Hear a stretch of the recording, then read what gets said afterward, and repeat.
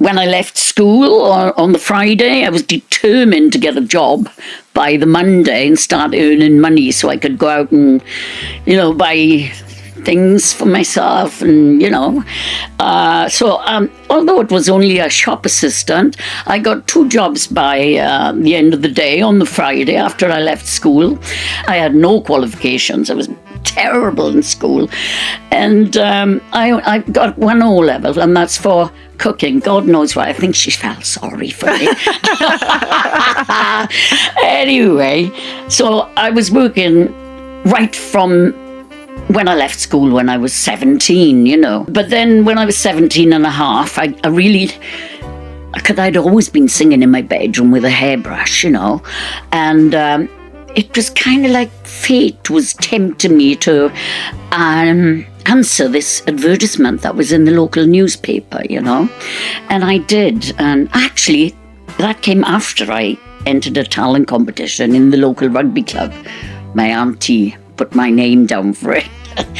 But anyway, this advertisement said, looking for 3 girl singers to join Bobby Wayne and the Dixies.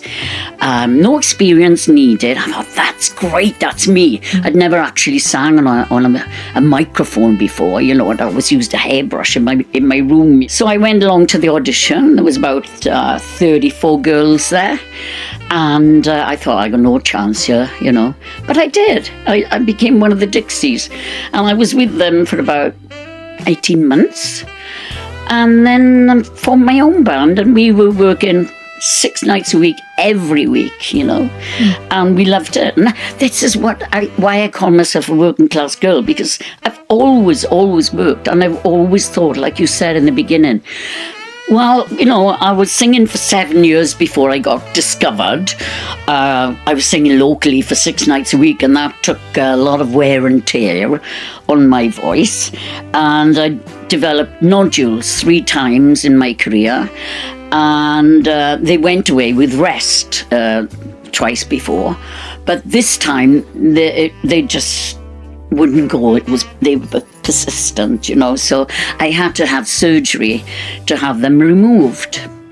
And after the operation, I was told to be quiet for a month. Bonnie is actively rolling her eyes. Can you imagine me being quiet, Anyway, I tried my best. I had a notepad and paper and a thing around me saying, please don't, I can't speak to you because I've just had a throat operation, But in the end, I just found it too hard not to talk. So I stayed in. Well, of course, when I stayed in, and I had to stay in for like 6 weeks, and I ate a lot, when, I'd never had time off work. The only time I've been off work in my life was after this operation. I had to be quiet. But I wasn't quiet enough, and it ended up with my going back to the consultant, and he said to me, what have you done? You've been singing, haven't you? I said, no, yeah. He said, you've been talking. I said, I couldn't help it. He said, well, you've done it now. I don't know if, but you're going to be like this now, probably forever. And it wasn't so bad. I went into the studio and I went, it's a heartache. And they said, oh my God, your voice has changed, but we like it. And so it turned out to be a positive thing for me. That's so great. And that's really at the heart of everything this podcast is about. Something that might be perceived of as a failure one minute actually turns into this unique selling point. Yeah. I had my first number 3 in America. Everybody's dream is to make hits in America, and I've done it a few times. You say you have 3 sisters and 2 brothers. Yeah. There was another sister. Oh, yes. Pauline. Yeah, Pauline was stillborn. My mother never, ever got over Pauline dying, well, she was full term, 9 months. I can't. Do you know, the thing is, see, when you're young and you're told that you would have had another sister, but she was stillborn, it doesn't sink in what actually my mother must have gone through. carrying a baby for all of those 9 months and then nothing at the end of it, it must have been traumatic. But she never really showed us her pain, you know, but it must have been terrible for her. But she never did get over it, mind. She always, whenever people said, how many children do you have? And she always counted Pauline, you know. And actually, in 2020, my eldest brother died, Lynn. I'm so sorry. He was so proud, he was, you know. Oh. He was wonderful. And he wasn't ready to go. He was enjoying his life, you know. He loved life. He loved his kids. He loved his grandkids. And he just died in his sleep. I'm so sorry. I know, it was awful shock. Awful shock. Bonnie, I'm so sorry. I'm so sorry. Oh, well, you know, he had a wonderful life, and I know he's in a good place. But it was a terrible shock. Yes. And so you could relate, presumably, even more to what your mother must have been through. Yeah. Yeah. You know, because... yeah. At least he's with my mother and father now, and Pauline, and, you know... Will you tell me the story of the Father Christmas napkin? Oh, right. Oh, God. Which, I'm sorry, I read it and it was so beautiful. I know. But my mother, she died of Alzheimer's, bless her. And shortly before she... We don't have to talk about it. I'd be all right now. Okay. Shortly before she, got really bad with Alzheimer's, she was at my house, and it was near Christmas, I suppose, because I had these placemats on the table that they had like a Father Christmas on them, and like a pocket where you put the napkin in, and it was very Christmassy, you know. And she folded it up into all the way into like a little triangle. It was a linen placemat that you put over a placemat, you know. And she folded it up into like a little triangle, and she gave it to me in my hand, and she said, when I go, please put this in my coffin, right? I said, Mom, don't talk like that. No, I want you to put it in my coffin, she said, because I want to give Pauline something when I get there, she said. And oh, God. Anyway, so I did it, along with us all putting little things in the coffin, you know, photographs, letters, as you do, you know. But she wanted me to do that, so I did it. And I still got one. You had a tear as well, though. I've still got one in my house. Your husband, Robert? Yes. How long have you two been together? We were married for 50 years last year. Congratulations. 51 this July, yeah. What do you think the secret is to a long-lasting marriage? When we travel together, I think, you know, when you're together all the time, it's a good thing. Now, you don't have children, and neither do I.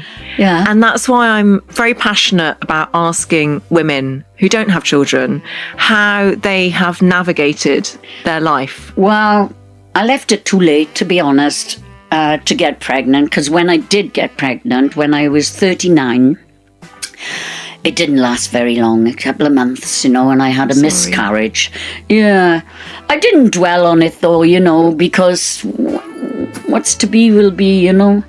And I always had a feeling, though, that it was a boy. I don't know why, but it's in my mind that I would have had a boy, you know. And we had a miscarriage, but I've got so many nieces and nephews, and one of them lives with me and his partner, John, you know. So Christopher and John, they'll be there now when I go home.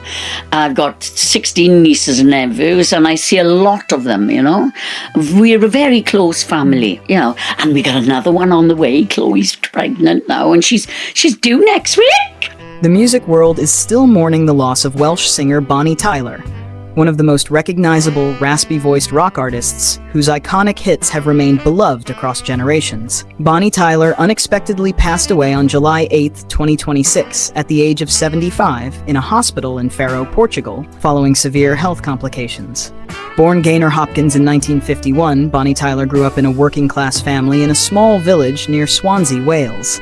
After spending 7 years performing in pubs and clubs across South Wales, Tyler's big break came when she was discovered by a talent scout. Her first major hit, Lost in France, was released in 1976, but it was her 1983 power ballad, Total Eclipse of the Heart, that propelled her to international superstardom, topping charts around the world for weeks. Decades later, ahead of the total solar eclipse of August 2017, Tyler performed her signature song live aboard a cruise ship during the eclipse. The performance reignited interest in the classic, helping it become the most downloaded song in America at the time.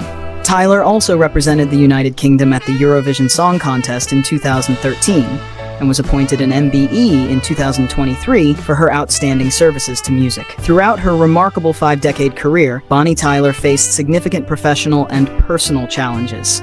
Early in her career, she underwent surgery to remove vocal cord nodules, a procedure that initially threatened to end her singing career, but ultimately gave her the uniquely raw, husky voice that became her trademark. After reaching extraordinary success during the late 1970s and 1980s, she later endured a series of commercial setbacks as the music industry evolved. Nevertheless, she remained a beloved live performer, continuing to tour and entertain audiences well into her later years. On a deeply personal level, Tyler suffered the heartbreak of a miscarriage at the age of 39. She and her husband later chose to embrace their large extended family rather than continue trying for children. In the months leading up to her sudden decline, Tyler remained remarkably active and passionate about her craft. Earlier in 2026, Total Eclipse of the Heart officially surpassed 1 billion streams on Spotify, a milestone she proudly celebrated during what would become her final television interviews. She spoke enthusiastically about her enduring love for performing and insisted she never grew tired of singing the songs that made her famous. Her final musical projects also saw her embrace a modern sound, collaborating with renowned DJ David Guetta and Hypaton on the dance track Together. She had every intention of continuing her live performances before her health suddenly deteriorated. Tyler's final illness began with a severe gastrointestinal emergency. In late April, she was hospitalized after experiencing intense abdominal pain, with doctors diagnosing a burst appendix and a serious tear in her bowel. She underwent emergency intestinal surgery in Portugal, but complications during her recovery led doctors to place her in a medically induced coma in May. Although her management later confirmed that she regained consciousness in June, her condition remained critical. She ultimately succumbed to her illness on July 8th while receiving intensive care. Her passing has sent shockwaves throughout the global music community, prompting an outpouring of tributes from fans and fellow artists alike. Music legends including Sir Cliff Richard, Bryan Adams, and Rod Stewart expressed their heartbreak, remembering her infectious zest for life, unmistakable voice, and enduring legacy as one of rock's greatest power ballad singers. Bonnie Tyler is survived by her devoted husband of 53 years, Robert Sullivan. She also leaves behind a large and close-knit Welsh family, including several siblings, nieces, and nephews. Bonnie Tyler's extraordinary voice, resilience, and timeless music will continue to inspire generations to come. May her soul rest in eternal peace.